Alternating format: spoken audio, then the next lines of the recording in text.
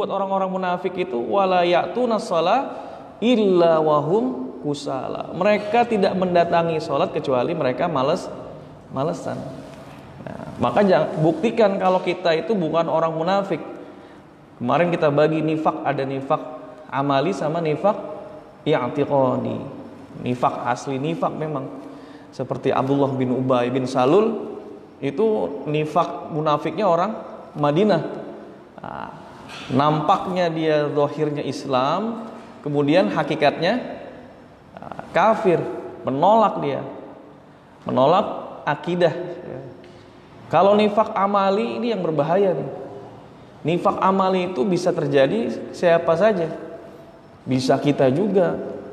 Ayatul munafik salas, tanda-tanda orang munafik itu tiga. Idza hadasa kadzaba, kalau dia berbicara dia bohong. Kita coba cek nih, kita pernah bohong nggak? Kalau mukmin berzina, ditanya sahabat, mukmin berzina Rasulullah? Iya. Kadang-kadang melakukannya kemudian bertobat.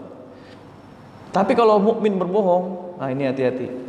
Maka itu salah satu dari nifak khalis, ciri sifat munafik yang murni.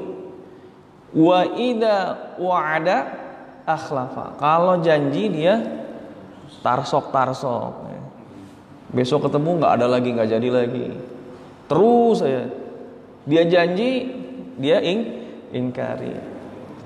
Wa idza tumina khana, kalau misalnya dikasih amanat dia khianat. Bilangnya wa idza hakamtum bainan nas, ya kan? Innallaha ya'murukum tu'addul amanati ila ahliha. Allah perintahkan kita itu untuk memberi amanah kepada ahlinya. Nah, kemudian wa idza hakamtum bainan nas, kalau kalian memberikan keputusan, kalau seandainya kalian memberikan undang-undang, antahkumu bil adil, berikan undang-undang yang sesuai dengan prinsip keadilan. Regulasinya diperbaiki boleh, tapi jangan dipotong yang hanya menguntungkan kepentingan sepihak, kepentingan pengusaha, kemudian buruhnya dikurangin. Berarti ini apa? Tidak amanah. Bahkan sahabat Rasulullah SAW, ini kalau kita berbicara sahabat, dia punya sifat namanya adalah. Adalah itu sifatnya adil, enggak fasik. Kata Abu Dzar, dia nyamperin Rasulullah, ya Rasulullah, ala tasta'miluni, kau ente nggak ngasih aneh jabatan sih? Kenapa nggak ngasih anak kepemimpinan gitu? Kira-kira pantas nggak Pak? Sahabat Rasulullah ini alim, faqih, memimpin tuh cocok nggak? Adalah ya, mereka punya gelarnya radhiyallahu anhum, Allah ridho kepada mereka. Jauh sama kita mah jauh. Tapi kata Rasulullah apa? Innaka dhaif, ente lemah. Wa innaha amanah, namanya pemimpin itu, jadi pemimpin, kepemimpinan itu amanah. Wa innaha yaumul qiyamah, dan nanti pada hari kiamat cuman apa? Khizyun wa nadamah, cuman ada nanti penyesalan sama kesedihan nanti. Jangan.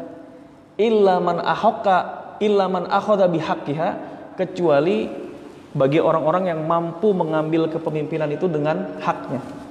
Wa addalladzi alaihi fiha, dan orang-orang yang mampu menunaikan kewajibannya secara baik. Bayangkan sahabat Rasulullah begitu kagak cocok untuk mimpin gitu.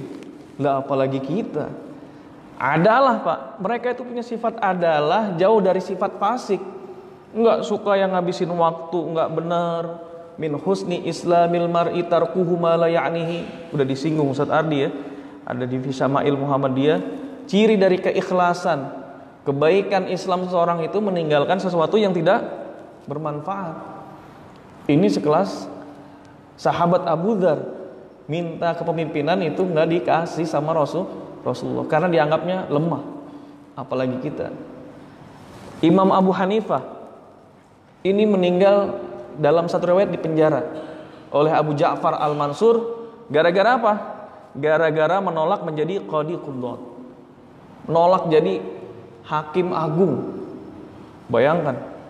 Imam Syafi'i sempat pergi ke Mesir dari Baghdad kemudian ada kabar bahwa dia bakalan dijadiin hakim, dia berdoa sama Allah, minta sama Allah kalau seandainya baik perpanjang umurnya, kalau enggak baik matikan saya. Nyampe utusannya Ja'far al-Mansur di depan pintunya Imam Syafi'i meninggal. Itu doanya tuh.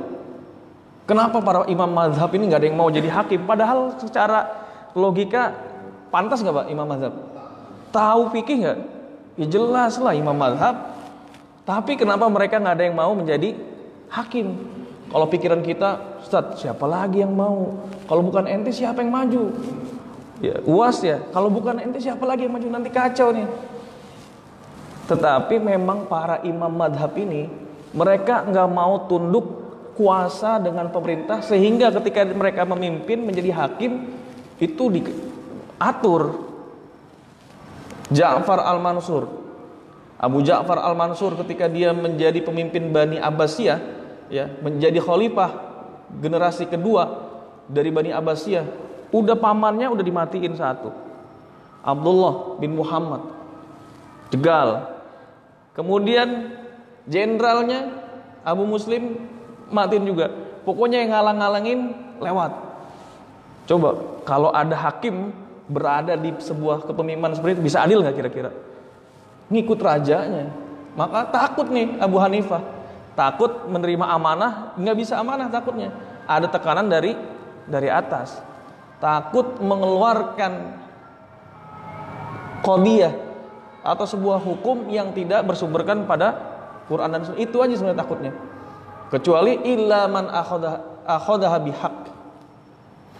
Kira-kira Bapak kalau sekarang dipimpin ya, kalau sekarang dipilih gitu jadi wakil presiden, ya kita kuat lah gitu, iman kita kuat. Udah nyampe atas kuat nggak Pak? Goyang nggak pikiran kita katakan? Ya makanya ini berat ya, berat. Maka kita berdoa pada Allah Subhanahu wa taala mudah-mudahan dikasih pemimpin yang adil. Ya.